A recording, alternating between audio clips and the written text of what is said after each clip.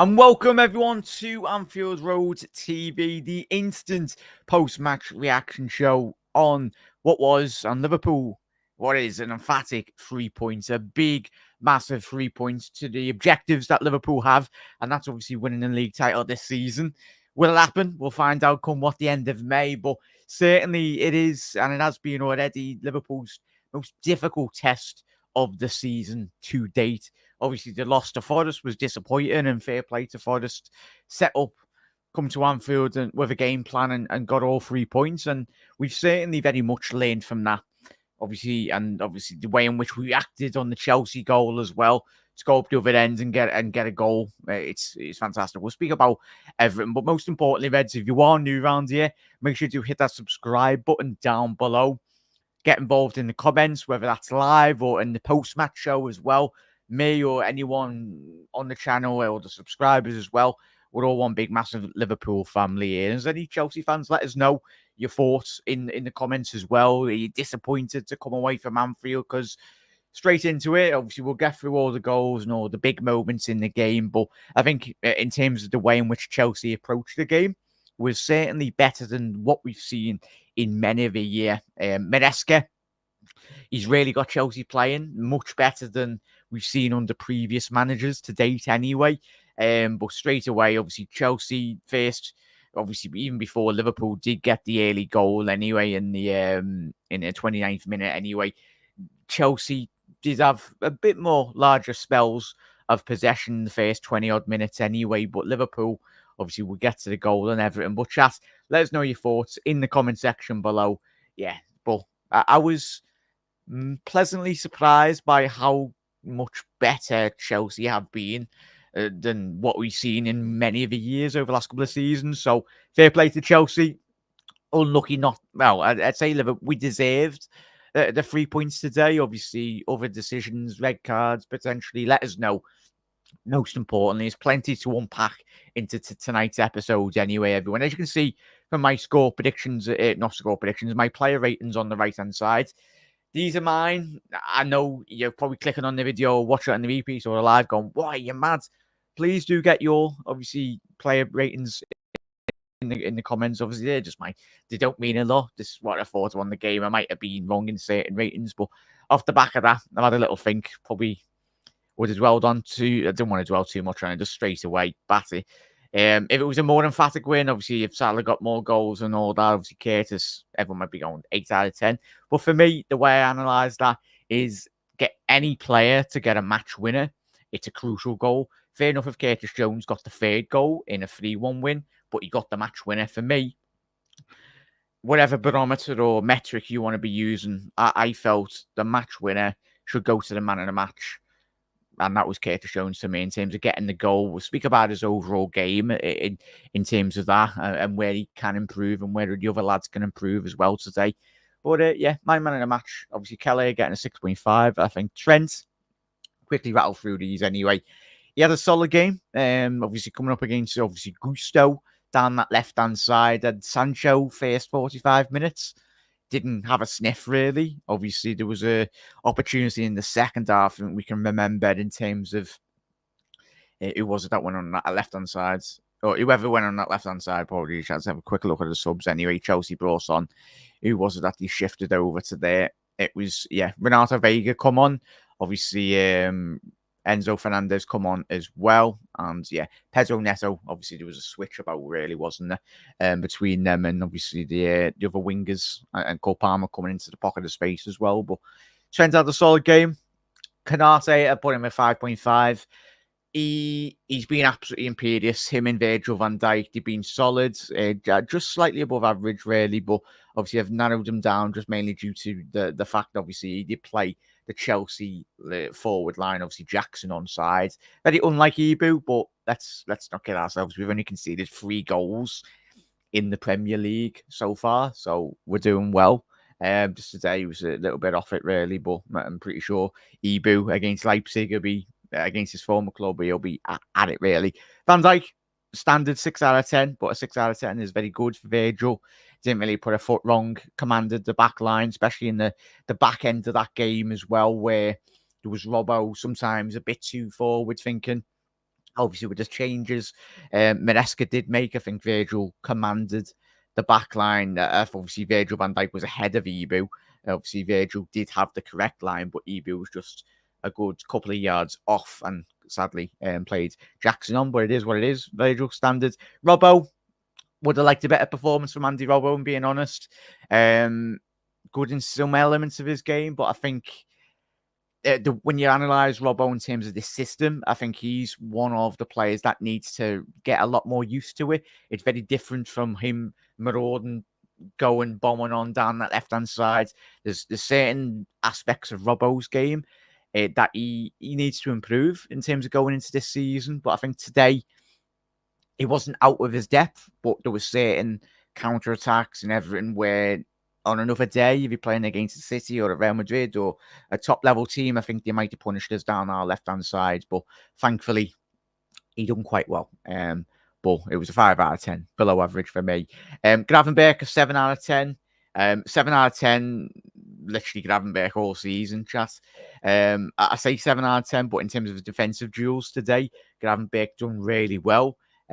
Wasn't always gun ho going forward, but in terms of the way in which he broke up the play was absolutely exceptional, really, for me, in terms of obviously we'll get to Szoboszlai in a second, but I think he was the most disappointing Szoboszlai in the midfield for the but Chelsea did get through a couple of times, but the positional play, there was a couple of times today in terms of Gravenberch where he was stopping play, he was getting fouls, he was getting fouled upon. Couple of needed challenges where he puts a foot in, fouls a player, and that's what you need, really. Curtis Jones, match winner, I've spoke about him, getting the winner, a very integral run. We'll get to all the goals and everything, but in terms of play rating, Szoboszlai really offered today, disappointing. The only good positive aspect for me in terms of Szoboszlai's performance was his defensive duties today. I think there was a crucial, I think we all remember that in the second half, there was a crucial block. Paul G, I don't know, I think it was meant to be, it was Enzo or one of the Chelsea players, the back end of that last 10 minutes, putting in a shot, and obviously Szoboszlai getting a block in, much needed. Salah, standard 7 out of 5, getting a goal and assist, crucial performance from him. Nunes, Gakpo, Nunes getting an extra 0.5 for being the extra security for Mohamed Salah as well on the pitch today as well. Let's get to everyone's comments as well. Big up there, Niall. Big up, Jack and chat. Let's go. Top of the table. Happy days there, Niall. Let us know your thoughts on the game, mates. Not just a winner. His control of Palmer was differing gravy as well. Absolutely exceptional there, Niall, mate. It was fantastic for me. Big up there, K-Mac. Big up, Jack. LFC resting Diaz and McAllister and still not getting out of second gear. Statement of intent. 100% there, K-Mac. And obviously, I think we are chatting, lads and ladies, are we all looking forward to the game on Sunday? Because I am. Because I think, speaking of intent, K-Mac, if we can go to the Emirates and win, was 7 points clear of Arsenal? What are we now? That would be, I think, a 9th game. That would be a statement of intent. But even still, there, K-Mac, we spoke about it and already coming into this season, mate, didn't we? When you've been on the shows and that, and this is when the fixtures kick in now. Like the fixtures we got on the horizon. Obviously, Salzburg, Leipzig on Wednesday night, and then obviously Arsenal on Sunday. The big games coming thick and fast. As you said there, mate, it was a statement of intent today. We got the result over the line, but I did like, there was obviously the main thing to come out of not just today's game, mate, and chat is you analyse Liverpool's games, and when you listen to Arne Slot already, if you haven't checked out his build-up video that he done for Sky Sports for the VT, in terms of, it's on their YouTube channel, go and check it out. But everyone in the comments was saying, 20 seconds into the video in the comments, everyone's like, he's talking about Forrest. He's a perfectionist at his work, really. And that's what you want. It's all well and good managers in terms of jumping on the bandwagon and being positive and too overly positive as well. But Arne Slot knows, he joked about it. Obviously, his family's still over in Holland. Obviously, his family have got, like, obviously school and obviously exams and everything. So Arnie, I think on that video, and that I'm speaking about, saying that he's not moved his whole family over. So, yeah, obviously with obviously everything in the down the pipeline potentially next season, hopefully. But he joked and said, "Well, I need to be here next season, so we'll see where he is." But yeah, he's never In terms of Arne Slot, I give him a 7 out of 10 today. I think he was exceptional. An extra 1% just for getting that yellow card. I think he was very restrained. I think if you did see the full-time whistle, he literally sprinted onto the pitch, and I think it was one of his assistants or one of the coaching staff or whoever it was, literally grabbed him by the collar and went, Arnie, get here, lads, because he was literally in front of the fourth official. And we all know how well the fourth officials have done this weekend, and me chats. But yeah, big statement of intent there, K-Mac. Madueke's missed an opportunity against Robbo today. 100%, mate. I think it's been a very long time since I've seen Robbo struggle. But you've got to analyse it to a point where, as I said before, Niall, I think we all do, players sometimes do have good games against our players. It wasn't a case of Robbo absolutely dropped a big, massive clanger today. He was up against a very good opposition winger in terms of Madueke. Obviously, I think it was he got like 4 assists in one game this season, or as was something stupid. He's got an electric pace. He's got a lot of quality on the ball, Madueke. I think the one thing he can add to his game, obviously he's still a young player, signed from PSV Eindhoven, is that final ball delivery into the penalty area as well anyway. So keep an eye on Madueke. I think if Chelsea do get top 4, I think he's in with a big shout to get them on into the top 4. Our control and calmness, both in and out of possession, is different level. Now, how many times did we speak about that last season, mate, or over the last couple of seasons, really, with me, you, and the lads, and everyone in the comments? It's that got, what was it, 7 minutes added on, chat, like to the back end of that game. And all of us, whatever if you went the game or if you whatever you were doing, where you were watching the game, and we went 7 minutes. Jurgen Klopp football would still be going gun-ho with 2 minutes left on the clock, whereas today, 7 minutes on the clock, calm, resolute. That's why I give Gravenberch a bit of more extra points, really, because he was taking fouls. And even the back end of that game, it's intelligent play. It might not look amazing, but it's intelligent play, really, in regards to just everyone does it against us. Forest done it against us when they played us a couple of weeks ago at Anfield. It's perfect. It might not look nice, but at the end of the day, it wins your points and it wins your titles. Come what the end of the May, the cleverness and just the notion of not just Arne Slot, but the plays as well, in terms of the quickness, in terms of you can just turn it on a dime, really, in terms of the intensity. We are intense in aspects of our game, but in terms of how we are controlling ourselves in certain aspects of our game, where we have 5-10 minute spells, of course, this is what we've got to get used to with Arne Slot football, the tweakness, the more control, as you've already alluded to there, chat. We play well in spells, but at the end of the day, when Chelsea had their spells today, I think it was looking at statistics before going there, he only created 2 big chances. Obviously, the Ibu one where he's playing him on side, it happens. We've only conceded 3 Premier League goals this season. Ibu's being imperious today, just had an off day in terms of just his misjudgments. It happens. And he's allowed that because he's been fantastic this season, and he will be for the next couple of weeks as well. We're not going to lose sleep on it, of course. We'll analyse it and we'll be like, well, could do better there. But there's so much room for improvements off the back of a 2-1 win. And that just says a lot. Not just for next week against Arsenal, but for the weeks and months to come. Post-Christmas as well. It's going to get difficult, but we just got to be in there. We just got to be in there with a chance. And we continue playing like we did today in certain aspects of our game, I think we'll be sound, which is all going good. Big up there today. It was like, yeah, big up there, P. Hope you're well, mate. Gravenberch did a spin today. He was like, yeah, he was amazing, P. 100%, mate. He's like a knife through butter, really. He's an absolutely phenomenal footballer. And obviously Arne Slot in the build-up to this game as well, and the countless interviews he's done, there's still levels to his game, Gravenberch. I think it has taken a lot of us, certainly me. I think I was one of them Liverpool fans. Sorry, I wanted us to bring in a 6. But the hallmark of any great coach, obviously bringing in your 70, 100 million pound players is all well and good. But the fundamental principles of any elite manager is to get the best out of what you've got on offer.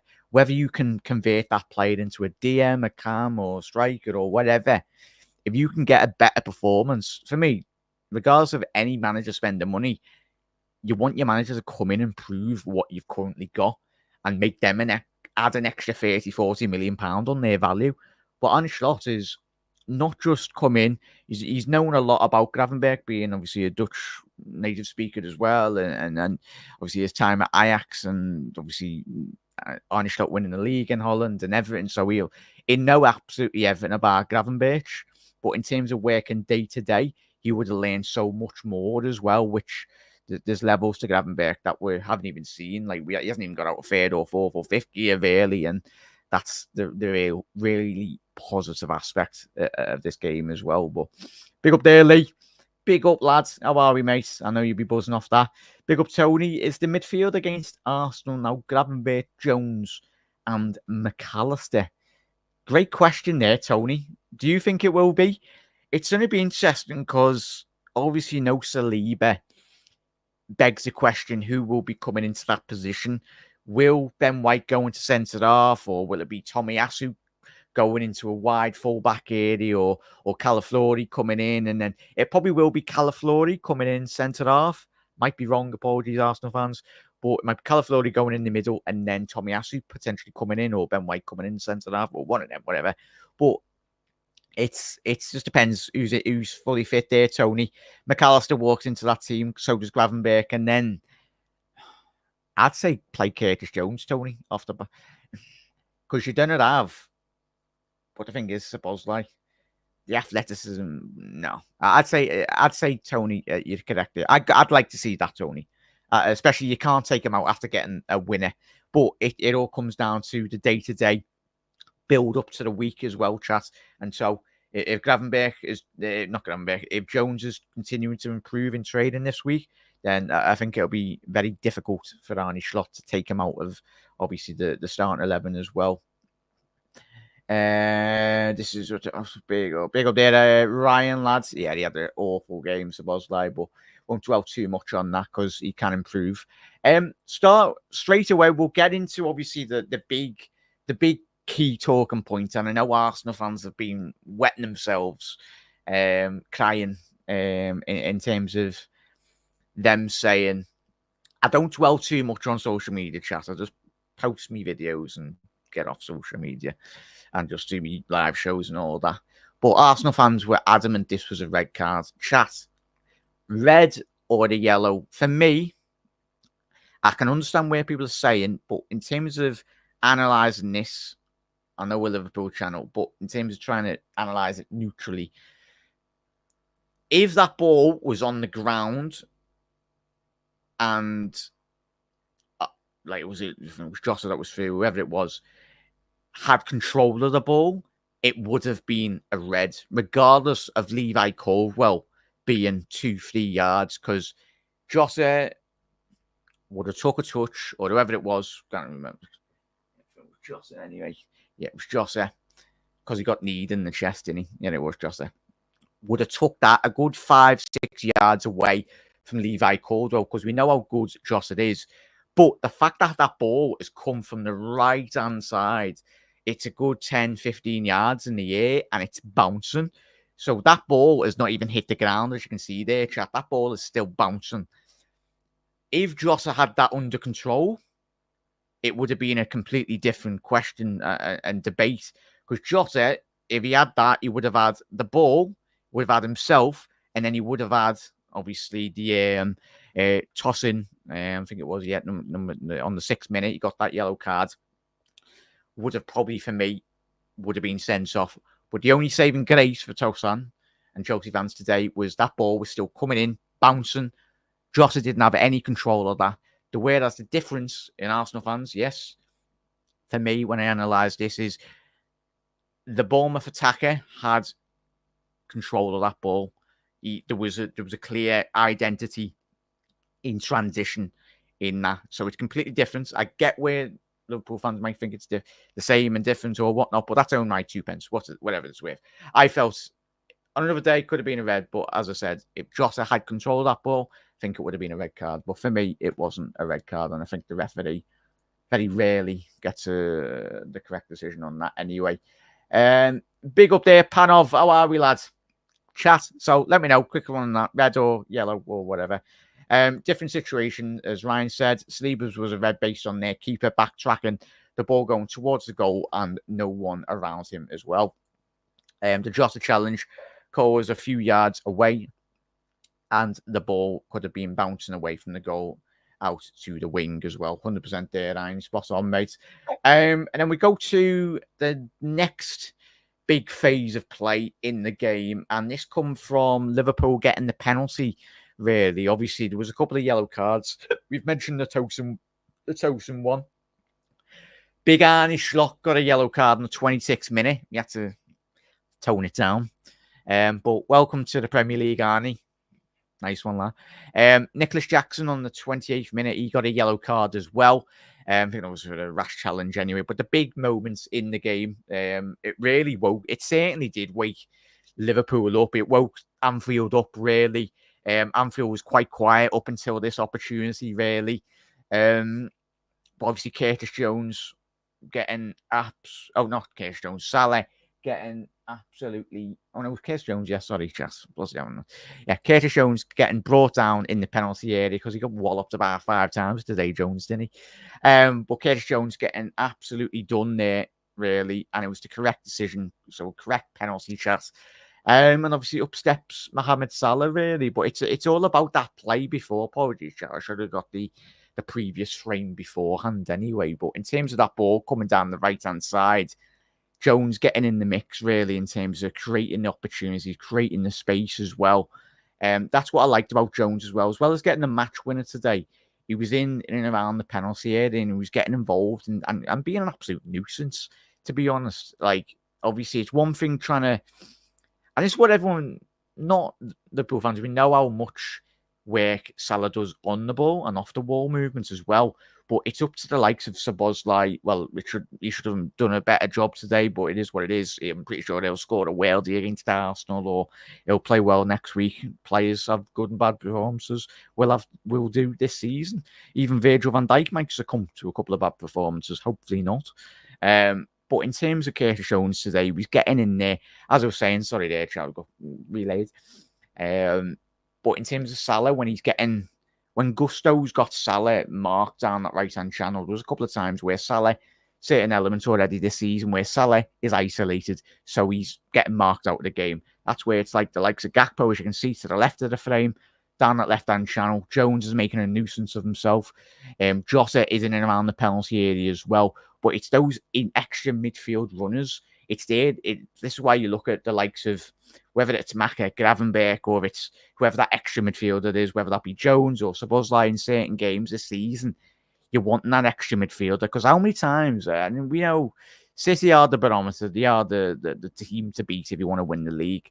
Because Jones is in that position. It's similar to like Kevin De Bruyne does in terms of just being a nuisance, Bernardo Silva, Foden's, where the ball's just in and around the 6-yard box.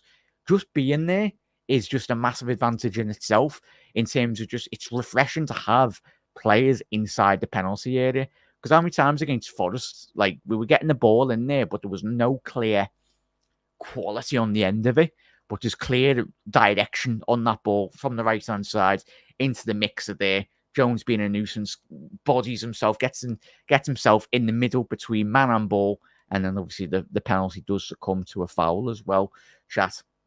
But let's get to everyone's comments. What about the second pen? Yeah, we'll get to that. We'll certainly get to that. Red cards galore this weekend. It was that was a foul too. I'd agree there, mate. Tony thought that F's got most of the big decisions right. Was the second pen clear and obvious? Probably not. But once VAR took him to the monitor, the pressure was on him to change the decision as well.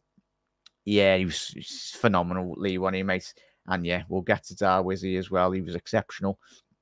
But yeah, it's okay. It's a big up there. Nah, it's all good, man. All good shots. So there was that one. Never in doubt, chat. Mohamed Salah, ball back top right corner. Anyway, Mohamed Salah in front of the Chelsea fans as well. And yeah, I think I seen there was a little segment from Jamie Carragher after this game. speaking about Salah will have, I think, Henri's records. I think he's 90 odd games, 90 odd goals, sorry, behind Thierry Henry. Could he do it? Probably not, but hopefully he does do it. No, is it not Henri's records? Alan Shearer, sorry, Chance. Alan Shearer's record in the Premier League for goals scored as well. Yeah, obviously he's a couple of goals behind. But in terms of this one, the big challenge, as you were alluding to there, Chat, as well. This is the second penalty that wasn't given.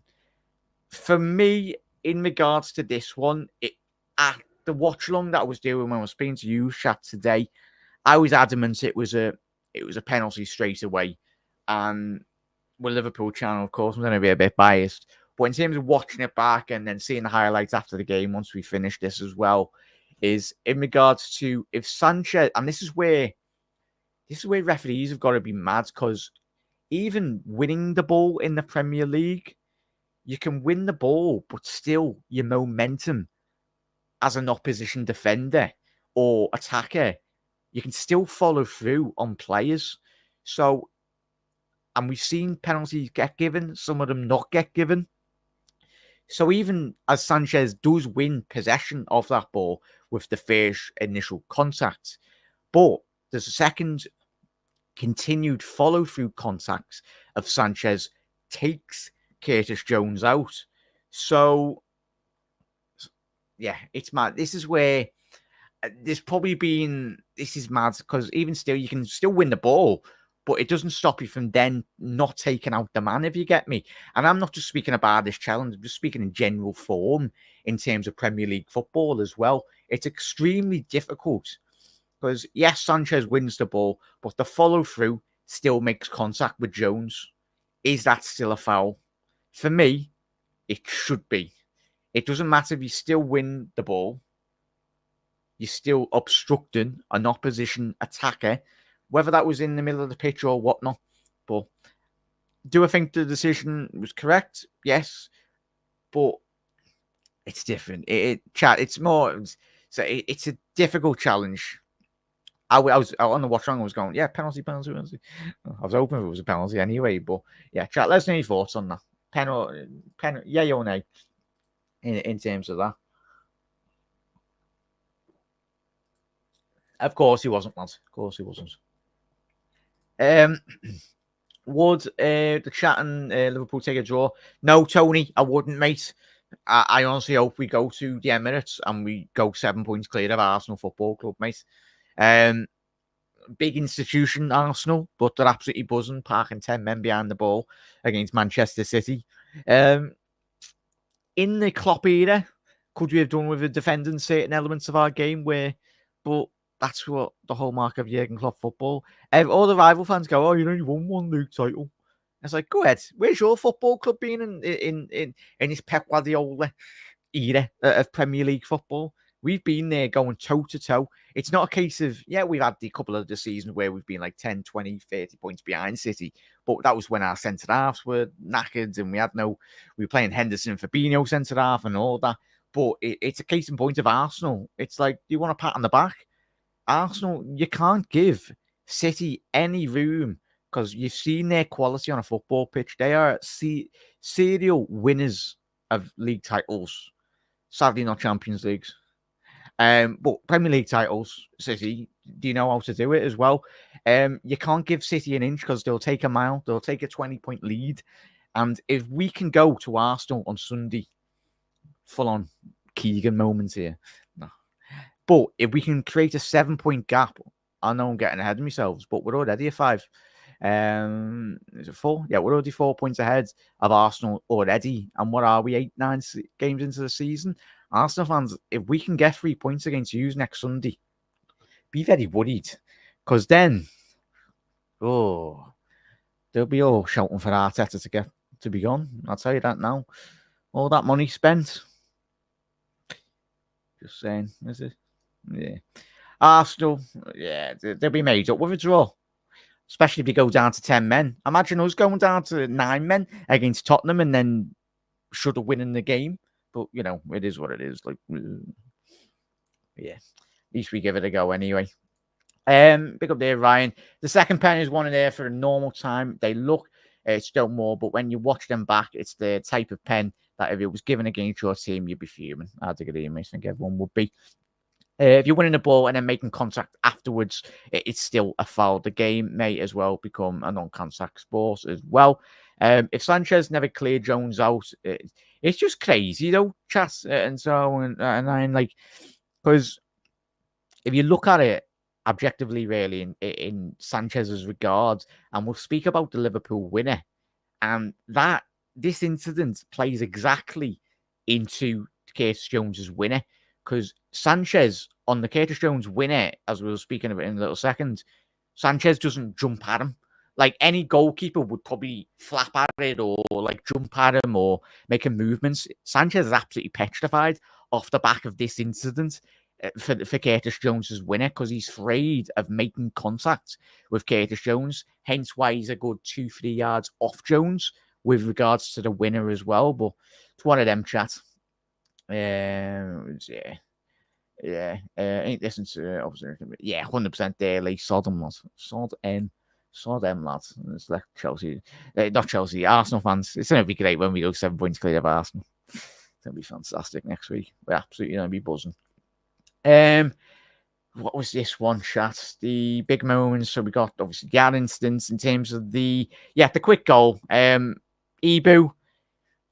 We've only conceded, chat, 3 goals this season in the Premier League. 3 goals.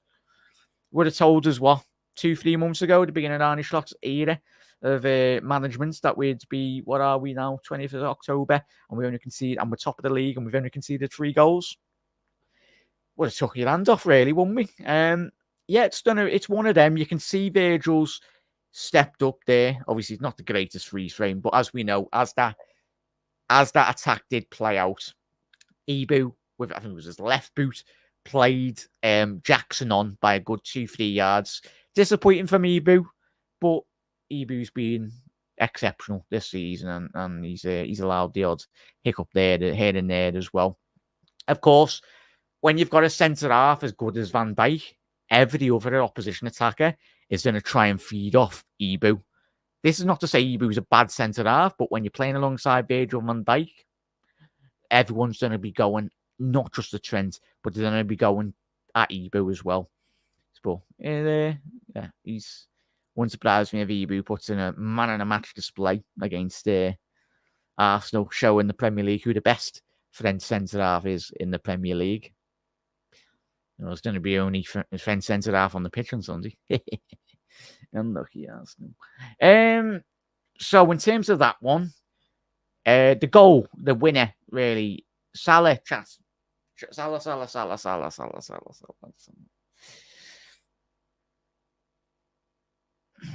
Yeah. 5 goals, 5 assists already this season. And what are we, 8 games into the season? Everyone's like, oh, Haaland's got 10 goals. I think if we could all play up front for City, we'd probably be on 10 goals, mate. When you've got Foden, you've got Bernardo whipping in balls, the quality that City have got. Not quite 10 goals, probably about 0.5 XG on shots created or shots on target.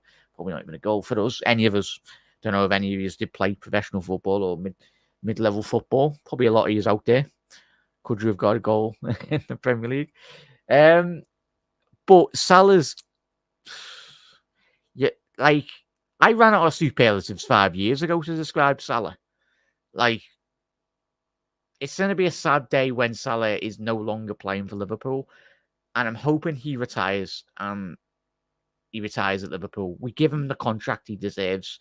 There's Liverpool fans out there that are going, his legs might go, but even if Salah's legs do go an extra 5, 15, 20 yards, that's the most important thing, the football and brain.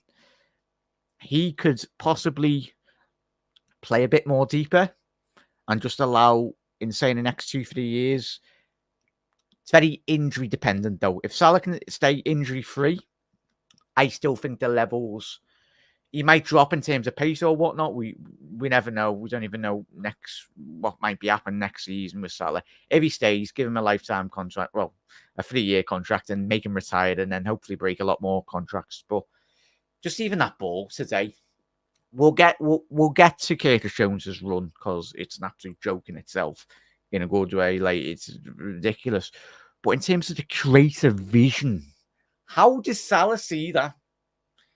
My man is seeing Curtis Jones probably on the halfway line, and Salah's known exactly where to put that ball in. He's put that ball straight in the middle of about 4 players. But he's not just put that ball into the penalty area for the sake of just lobbing a ball into the box. It's the eye of a needle. It is literally an eye of a needle pass to get that elevation, to get the speed, to get the pace, to get the every whatever dictionary word you want to, adjective or superlative you want to describe that Salah ball. Naughty. It's absolutely naughty. Salah is right, lads. He was my second man in the match behind Curtis Jones, but I only give it to Curtis because, he's currently better than Jude Bellingham. That's a joke, by the way. That is a man. But Curtis Jones, yes, lad. Yes. Curtis Jones, my man. My Curtis Jones. Does he divide the fan base? Yes. There was an opportunity, and we're not going to forget about it today, where Salah, the disallowed Gakpo goal, today, just on that little segment alone, showed where Curtis Jones needs to improve and can improve as well. His technical ability, Jones, is there. Needs to just be a lot more consistent. Days like today will massively help his developments in terms of becoming a first-team regular for Liverpool. The only person that's going to help himself, Curtis, is himself, but he just needs to buckle down. He should be rightfully so buzzing off today. He's done really well. Go again in trading this week, Curtis. Go back in. You should be demanding to be in that starting 11 against Arsenal. And hopefully you can get a winner against Arsenal and then you continue to build off this momentum. Because at the end of the day, it doesn't matter the names on the shirt for Liverpool. As long as the players, and we're getting the best 11 possible, getting onto the pitch for Liverpool week in, week out. It's about having an overall competitive squad, but getting the maximum possible result out of a game. And if Curtis Jones breaks in to the penalty area like he did for that second goal, it'd be a long way coming as well. But in terms of just quickly bringing you back to that ball as well, and that's what I love, and that's certainly why I give Arne Slot an 8 out of 10, I think it was today, in terms of tactical tweaks as well. The in terms of Jones getting that winner as well, because Chelsea get the equaliser. What minute was that on? Yeah, literally 3 minutes later. And this is what Liverpool have done so well this season in terms of just transitioning. Many teams, and even under the Jurgen Klopp era, where we'd concede a goal and all our heads would go down. It's like, oh. But in terms of Nicholas Jackson scoring on the 48th minute, Liverpool 3 minutes later went up the other end. Salah sliced them out, the Chelsea defence open with just one ball. How many times this season we conceded, but then scored again, like 2-3 minutes? That's by no luck in itself. That is work on the training grounds. That's having a plan, having a vision, believing in the coach's philosophy, believing in the set of players as well, and the ethos and the quality in which they bring in. What I loved was Slot conceded, and we were like, oh, sounds. But it was the fact that Curtis Jones and Dominic Szoboszlai, both of them, as well as obviously Diaz at the back end of that game, Nunes coming on as well. Shall speak about on Nunes in a little second as well. Rightly so, he had a phenomenal game. And then obviously Salah, it's creating that overload. There was a massive overload inside that in terms of that transition, because Chelsea's centre halves were preoccupied by, I think it was Nunes, as you can see. Yes, he's in an offside position, but it's that positional play. The Chelsea centre halves, as you can see, the right back, I think it is it Reece James? He's probably the closest to Curtis Jones, but even still, it's that movement from Curtis Jones from a deep position to then vacate and get into that 6-yard box. Don't get me wrong, the Salah ball's phenomenal, but Curtis Jones having that confidence and having that belief about himself, but most importantly, applying what Arne Slot wants from his team in terms of getting into that penalty area, breaking the lines as well. But it's so important in modern day football, as we all know, breaking the lines. It's one thing breaking the lines, but getting the ball into those channels, getting those quadrants as well. But Curtis Jones believed in that. He knew exactly. Arne Slot told him, like, create that extra man, create the overload in the penalty area, and it creates opportunities. And Curtis Jones very much sniffed on that opportunity. He got in, controlled it. But it's that this finish in itself. This is where we were speaking about, obviously, that challenge before, where Sanchez, he does not want to be doing that again. With this one, he's a good 2-3 yards off Curtis Jones. If that challenge didn't happen, I think Sanchez would have been a bit more proactive inside his 6-yard penalty area. Probably would have come out a bit more quicker, a bit more aggressive. But the fact that he's already the penalty didn't get given, but that action happens a good half an hour ago. But Curtis Jones, it's a little stabbed finish. That in itself, I've heard people criticising that finish. That is an elite level finish. So Sanchez is closing him down. He's got split seconds to think about that. It's a little dink, a little elevation over Sanchez's left foot or over the shoulder as well. That's all you need. Little toe poke. She'd have done that for years. Like the top level attackers in world football. Doesn't matter how it goes in, as long as you make the correct. Sometimes the correct contact and the different variation of contact is all well and good as well. But that the match winner for Curtis Jones and the last 20 minutes in this game, chat, Liverpool were sound, really. We were honestly sound. Obviously, Nkunku come on. Obviously, Ibu was a couple of substitutions. McAllister come on in the 81st minute. Gomez come on. And that's what you love. Like the seeing out of games. Because you had McAllister come on for Jones. You had Gomez come on for Trent as well in the 81st minute. Both of them seed out the game. Ibu got a yellow on the 80th. McAllister got a yellow card in the 92nd minute as well. And that's what I love. Just take the yellow. Like, how many times in the Jurgen Klopp era where we'd watch one of our players just stand off a player? And even if it comes to a point this season where, say, if Liverpool might concede, say if we're winning 2-0 within a game and we've got 10 minutes, 15 minutes to go, just take the red. Like, as long as it's controlled manner, but if you know and the lads believe and the confidence and the vision of Arne Slot, just be a bit more nastier in terms of breaking up the play. Like, that's what I like to be done today as well. We see it out the game. There was no qualms at all, really, in terms of the last 10 minutes. Even with the added 7 minutes. The Nkunku chance, it was a very good ball into the penalty area. How Christopher Nkunku did not get on the end of that is an absolute joke in itself, but that's not. It's tired minds, tired legs, but I think even the ball in from, if it was a Palmer or whoever was down that right-hand side for Chelsea, it was a superb ball in, but thankfully, Christian Nkunku didn't divert it. I think it was just a bit too close to the post anyway. It was a good 2-3 yards off the back post. I think Nkunku might have stabbed that into the bottom corner as well, but he didn't, and Liverpool won the game 2-1. Chat, my man in the match is no chat, Curtis Jones. But quick touch on Darwin Núñez as well. I've given him a 6.5 there, as you can see, chat.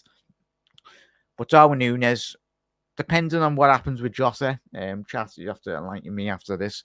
I'll have to watch Arne Slot's interview after the game to see if there's any updates. Might get an update tomorrow, or probably already have the update on Jota. Well, apologies. If hopefully he's okay. Might be a bit of bruising around the ribs or whatnot, because he did take a big whack, didn't he? Did take a big whack.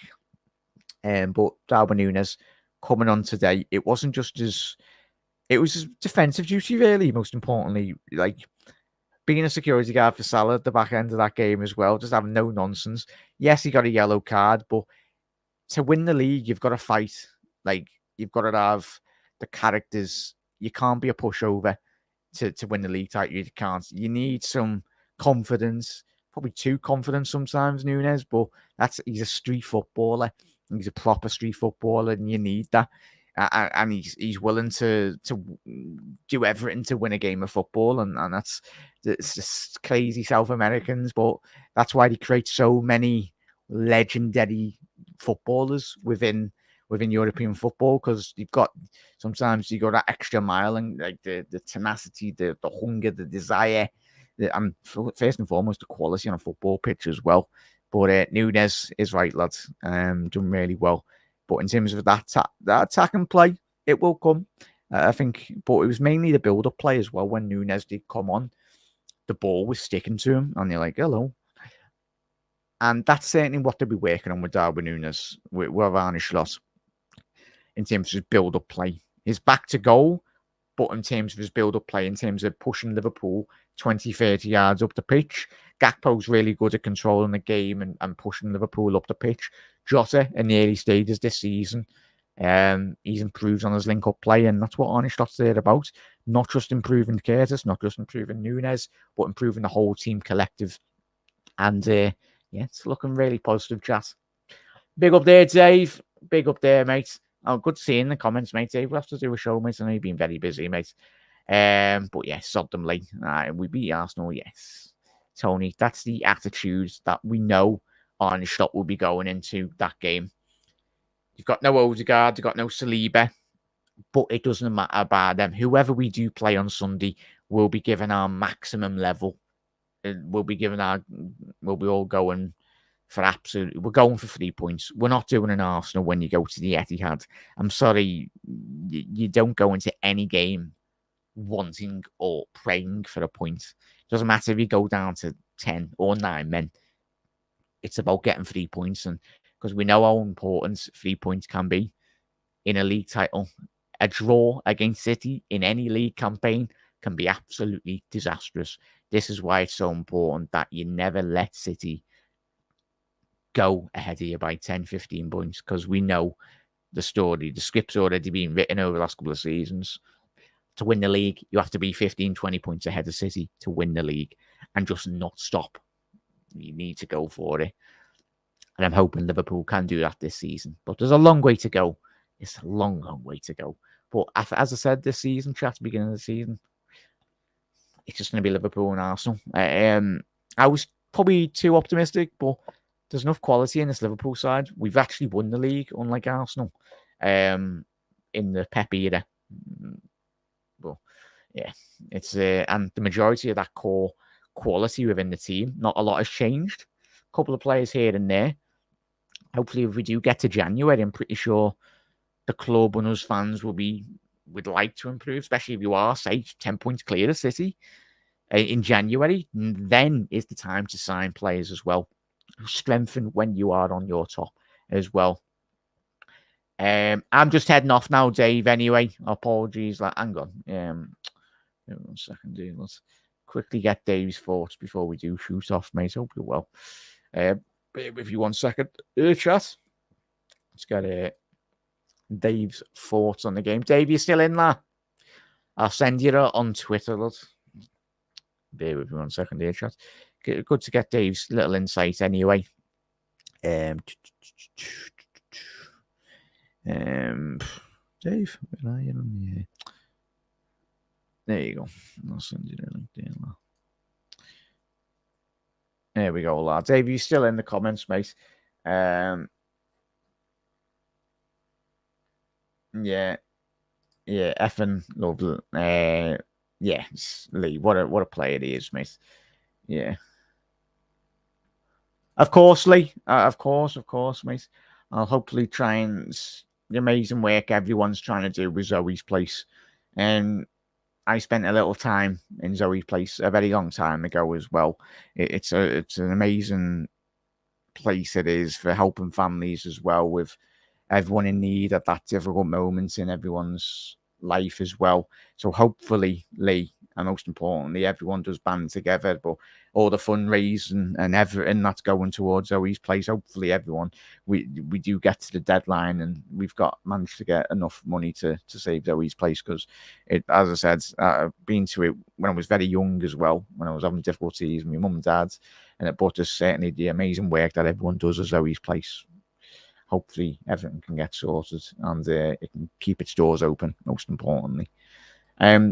Dave, how are we, lad? Jackie boy, it's been a long time, kid.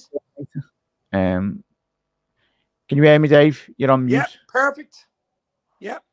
Hang on, why can I not hear Dave? Jack, can you hear Dave? Hang on, bear with me 1 second. It might be me. Hello? Hello? Hello? Hello? All good, mate. Yeah. How you doing, mate? It's been a long time, buddy. Aye, sorry there. Is it that one? Oh, no, not that one. Yeah. Thoughts on the game, Dave? Happy? Content? Look, huge win. 2-1. Actually, it's our 3,000th win in our history today. So it was an absolutely huge milestone for Liverpool. That's a good Chelsea team, packed with internationals and quality. So, I mean, I just wanted to get that game out of the way. Back after international break. Huge win. Played well, did well. I think game management was quite good. Won't mention that about the referee. The referee was 2-stop-start for me. 1 or 2 decisions. You could talk all night about them, but Curtis Jones was really, really good. New daddy Curtis Jones, of course, was absolutely brilliant today. Man of the match for me. Mo Salah stood up again. He does like a goal against Chelsea. I think we deserved it overall. And big 3 points, Jack, especially with City winning late. Well, jammily late on today. Arsenal losing yesterday. It was all about getting the win. 3 points. Can't hear you. Sorry there, lad. Curtis Jones, I'd agree, mate. Chat, let us know. Nice one there, Lee.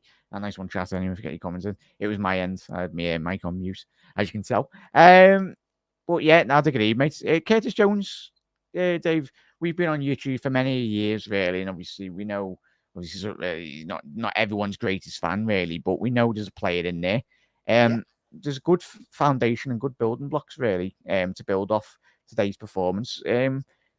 In terms of his performance today, what impressed you? What do you see him needing to improve about his game? And do you see him really potentially starting against Arsenal? Well, I actually thought that was one of his best games he played for Liverpool. I mean, that was against a good Chelsea side. That's a decent. They're going to give teams a problem. You know, they're going to get better as the season. They are actually getting better with the new manager and stuff. You can see what he's doing. They're harder to beat. You know, they look. They did 1 or 2 chances. They didn't get a huge amount of chances today, but they've plenty of quality on that bench. That was some bench they have. You know what I mean? So. I was just happy to get that result today. I just think Curtis Jones was brilliant today. He actually took the game at the scruff of the neck, especially in the midfield, didn't he? I mean, he was the one. Everything was going through. He was the one trying different things. He was the one harrying and hustling, and even for the penalty that was disallowed, and obviously the touch. I actually thought the touch when the ball over the top for the winner. I thought he had played it too far ahead of him, so I thought it was a bad touch. But it was the second, the little dink over the keeper was an absolutely beautiful finish.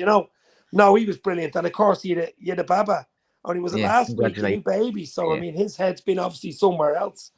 And now it was all on the game. And I think you might see a new Curtis Jones now, a different sort of, being a daddy and stuff. It can change, I know that myself, but it can change you. A lot more responsibility, the kid type that's in you. I mean, he's still only young. He's still only a young 22. lad. Yeah, but that's a young fella. That's a baby, you know what I mean? But I mean, look, a lot. He got a lot of hassle. He got a lot of people giving out about him, saying he's had his chance. He's done this, done that. I think Aston Villa were interested in him in the summer. Liverpool never really flinched. Obviously, Liverpool now is a good player in there, and was never going to let him go. And I just think he just keeps his head in the right place, and just plays like he did today, wanting the ball, accepting the ball, taking responsibility. And I think there'll be more games from Jack. Yeah, 100%, mate. We need a whole squad, mate. We need everyone playing at their maximum level if we want to achieve what we want to achieve this season, mate. Arne Slot, we spoke about it in the build-up to this season, obviously the back of last season, the changing of management and everything, but your thoughts on how Arne Slot started? One word to the season? Seamless. I mean, I listened to his interview yesterday. It was a good interview on Sky, actually, talking about today's game, like a post-match. And he was saying, like, how, obviously taking over from Jurgen's, 9 years, Jurgen Klopp, the legend, will always be a legend and stuff like that. And we all know. And I started this YouTube. You did as well under the Jurgen Klopp era. You know what I mean? So to come in and basically, what is it now? Is it 7 wins out of 8 in the league, two Champions League wins and a League Cup win? That's 10 wins out of 11. Yeah, not too and bad. The game we lost, to be honest, against Forest, we were poor that day, Jack. We didn't deserve that. Deserve to get beat. I keep on saying this season, mate, that's probably helped us, I think, massively in terms of us fans, in terms of the management and the players as well. Just to check your back self, like, boys, you can be beaten. Like that should be the. It's a reality check. Yeah. It's a reality check. That's what it is, and it also gives the manager and the management team a reality check to say, okay, we know we have a good squad, we know we have a good team, we're at home, but if we don't perform, we can get beaten by Forest. Now remember, Forest aren't that bad either. They probably stay up. They're hard to beat. They're decent, but still, Liverpool against Forest, you'd expect Liverpool to beat them. I think it's the first loss since 1969 in the league against them. That's how big that was. Fair play to them, but look, we've moved on and we reacted to that loss. That was the most important thing. We've won every game since. You know, even as said me at the beginning of the show, mate, on the show tonight, is the reaction to the goal. It took us 3 minutes again. That's it. It's not a case of important, Jack, conceding. They were starting to come into it. I was a little worried when they got that equaliser today. I was going, all right, we need a quick reaction here. You don't want to let them settle. It might have been a different game. But back to Slot, just a quick thing about Slot before we go. And he was saying that, we didn't change. He hardly changed anything. All the backroom staff came in.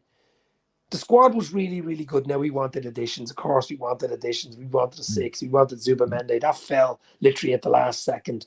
Might go back in for him next year. Who knows? But the quality was there. And I think that helps. I think there was a team a few years ago, we did it. The year we won the league. We didn't hardly buy anybody, remember? Yeah. That season. Yeah.